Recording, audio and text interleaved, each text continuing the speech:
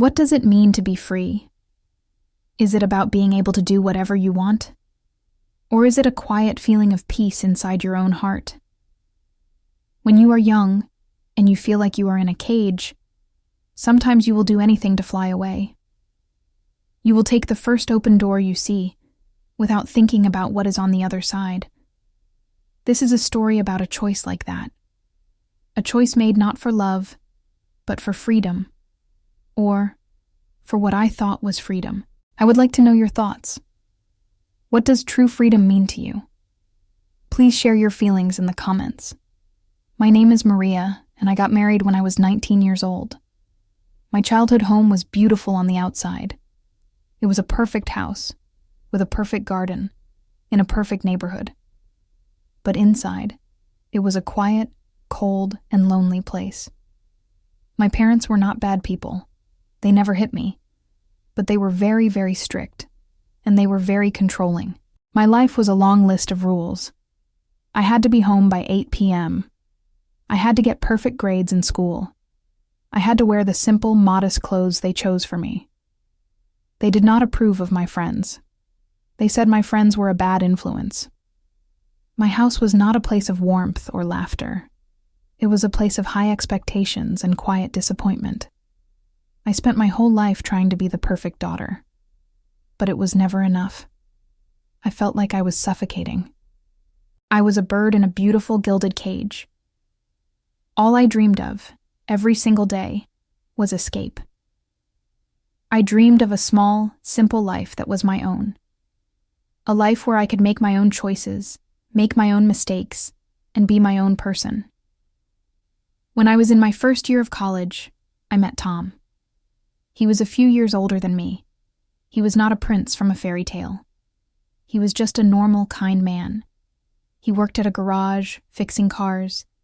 He was quiet and steady. He had his own small apartment, a simple place that was all his. He was not exciting or passionate. He was just nice. And he was kind to me. He listened to me. He did not try to control me. To me, Tom was not just a man. He was a door. He was a key. He was my one chance to escape my parents' house. I knew that my parents would never let me move out on my own.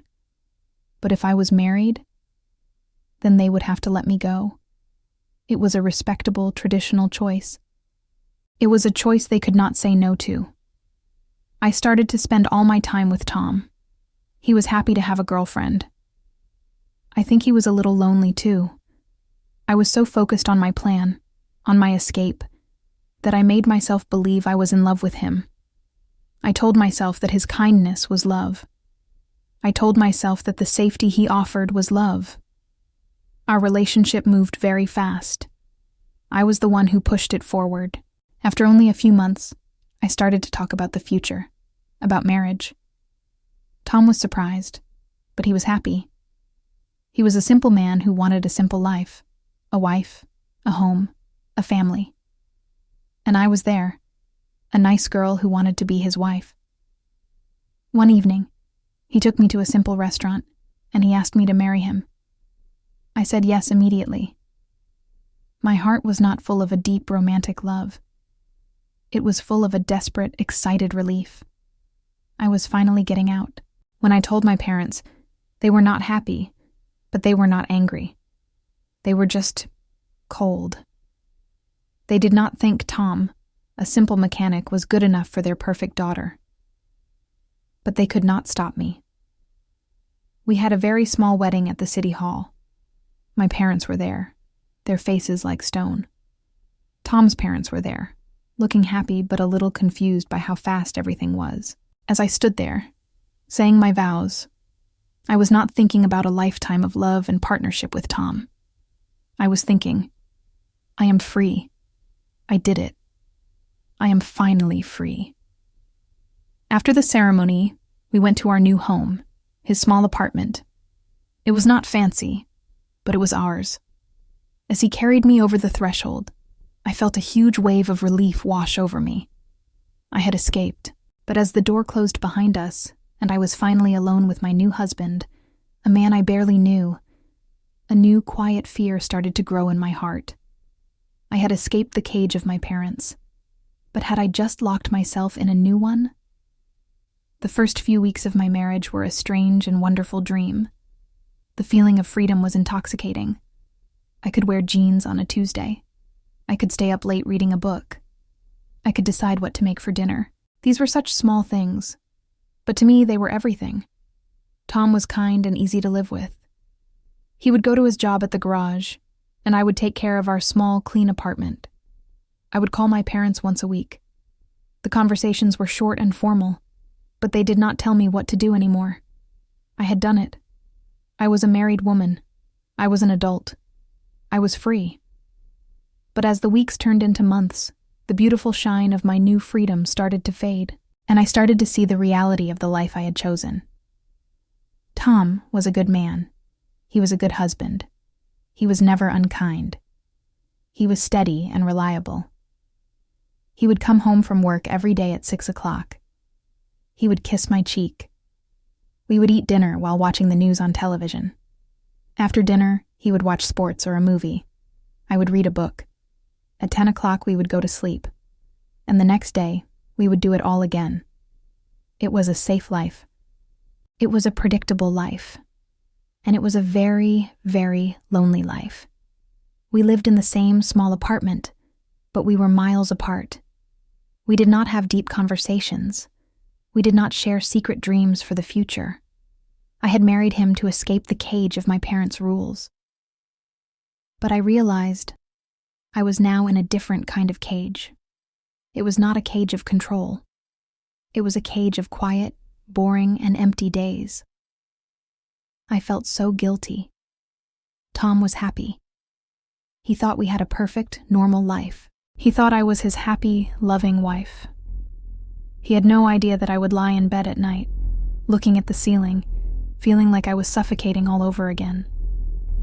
I knew I needed something more. My escape from my parents was just the first step. But what was the next step? What did I want to do with this freedom? I thought about my old dreams, the dreams I had before I met Tom, the dreams my parents thought were silly.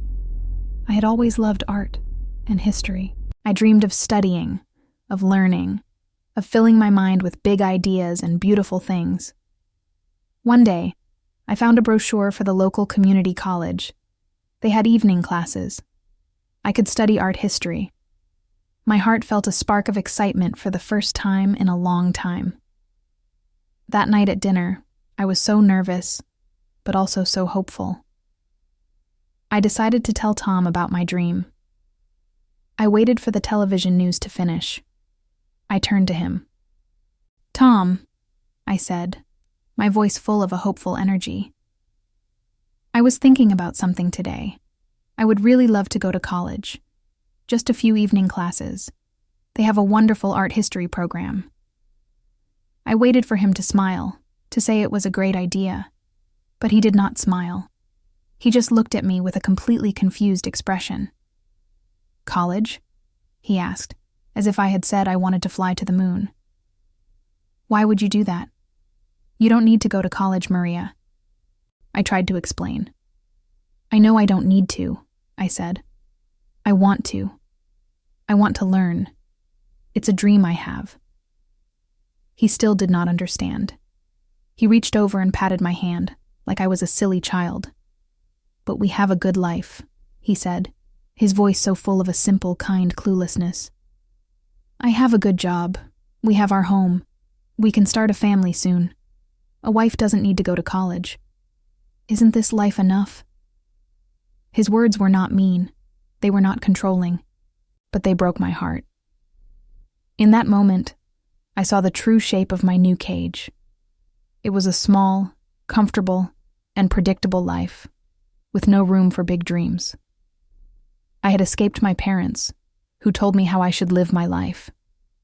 And I had married a good, kind man who had a completely different but just as small box for me to live in. I realized that real freedom was not about escaping from other people.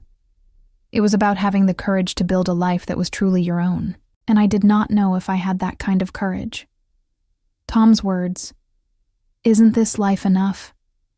echoed in my heart for days. I knew he was not trying to be cruel. He was a kind, simple man, and he was offering me the only kind of happy life he understood. A quiet life, a safe life, a life without any big, scary changes. But for me, that quiet, safe life felt like a slow death. I had escaped one cage, and I could not let myself be happy in another one, no matter how comfortable it was. I knew I had to make a choice. Not for my parents, not for Tom, but for me. For the first time in my life, with a heart full of fear and a little bit of a brave new excitement, I went to the community college and I signed up for the art history class. That first evening, walking into the classroom, I was so nervous. But as the teacher started to talk about the beautiful paintings of Florence, I felt a part of my mind that had been asleep for years slowly start to wake up. The world felt bigger. It felt full of color and ideas and history. It was wonderful. My classes became the center of my world. I loved learning. I loved reading the big, heavy books. I even made a friend, a girl named Sarah who was just as passionate about art as I was. For the first time, I had someone to talk to about my new ideas.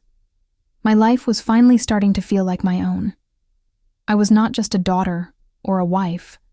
I was Maria, a student, a person who was growing and changing.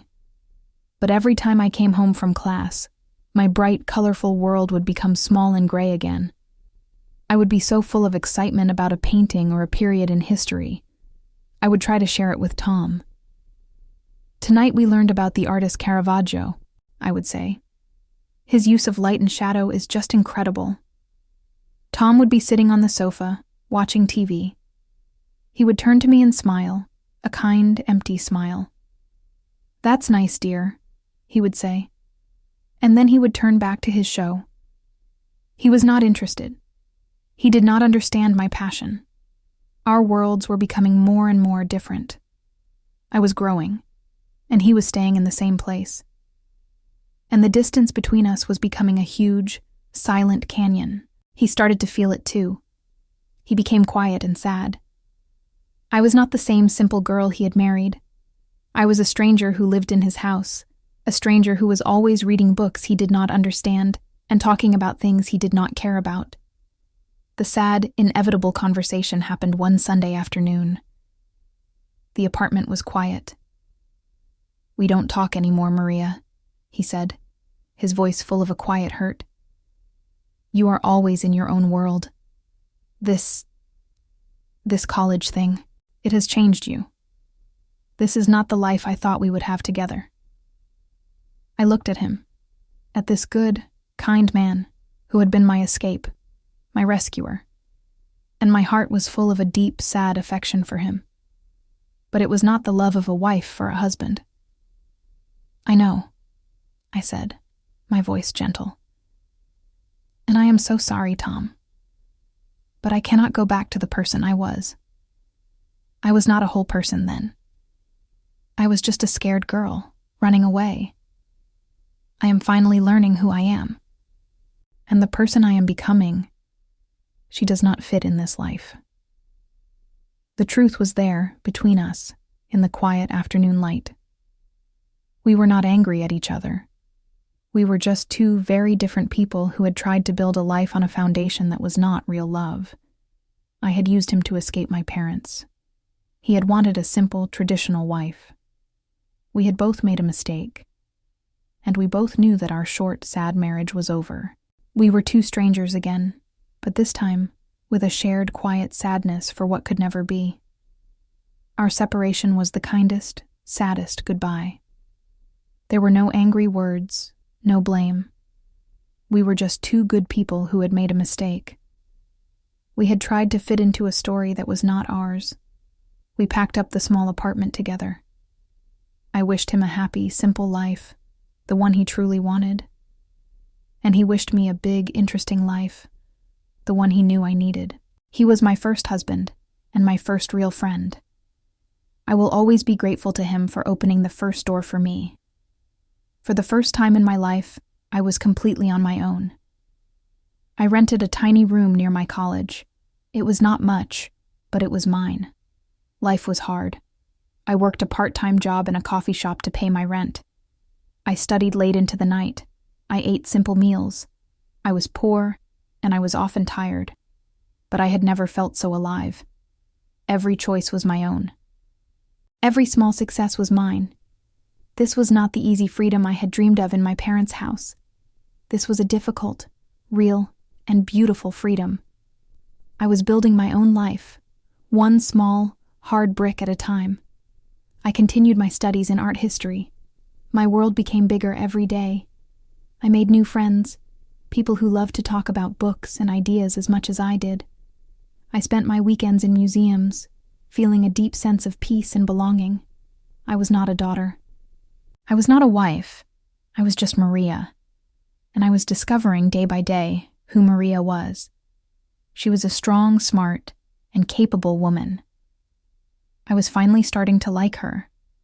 About a year after I left Tom, I went to visit my parents. I was so nervous. But I did not go as the scared little girl who had run away. I went as the independent woman I was becoming. I told them about my classes, about my job, about my small, happy life. I did not ask for their approval. I was just sharing my life with them. They were quiet. They did not understand all of my choices. But they saw something new in me. They saw that I was not a child anymore. They saw that I was happy, truly happy, in a way they had never seen before. Our relationship started to heal, slowly. It was not a relationship of rules and control anymore. It was a new relationship, of quiet, distant respect. It was a beginning. Today, I have my degree. I work in a small, beautiful art gallery in the city. My life is not perfect, but it is a life that I have built with my own 2 hands. It is a life that is full of color and art and ideas. I married a stranger to escape my parents. I thought that freedom was just a place, a different house to live in. But I learned that real freedom is not a place. It is a feeling inside you. It is the courage to be your own person, to make your own choices, and to build your own future, no matter how hard it is. I had to go through 2 cages to finally learn how to fly. If this story about finding your own freedom was meaningful to you, please give this video a like. What does the word freedom mean to you? Share your beautiful thoughts and stories in the comments below.